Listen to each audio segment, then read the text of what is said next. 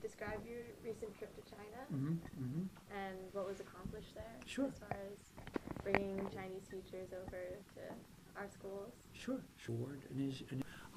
My recent trip to China was part of a college board initiative. The college board has a program called the Chinese Guest Teacher Program, and it's been in existence for 4 years now. And we partner with the college board in this program along with other states. People in my position in other states also participate in the program. The purpose is to bring Chinese teachers to the United States to help with establishing programs of Chinese and also for expanding current programs of Chinese. Because we don't have enough teachers to fill all the positions or all the programs that want to produce a Chinese language program, we find this is one way to provide for some of those teachers.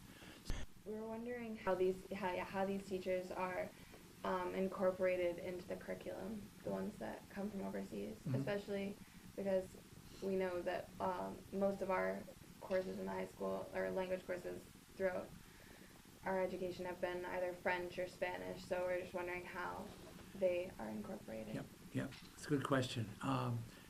It starts before they leave from China, and there's an orientation training program that the Chinese government provides, and we, meaning my national organization, also then sends 1 or 2 of our members over there to help with that. So they get a pre-departure orientation first. Then they all fly to California, to Stanford University. And at Stanford, we supply a 2-week orientation institute for them. Is there anything that you want to tell us as far as like your work here or anything else? I would say that because the world is changing very fast, my work is also changing. And I think we've talked a little bit about that in terms of technology, but also in terms of languages. The whole idea of international initiatives that I'm involved in now with China, with Spain. We have agreements with Taiwan and with France. They're called a Memorandum of Understanding. A Memorandum of Understanding is an agreement. It's an MOA is what we call it.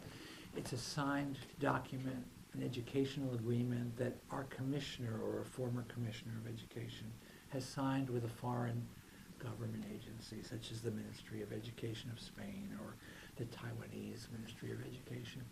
And what it does is it says, we want to work together. We want to collaborate on educational initiatives. We want to move forward so that there's a better understanding between Maine students, Maine citizens, and the citizens of the other country and the culture. So we've created those documents a number of years ago, I'd say 4 years ago or so now.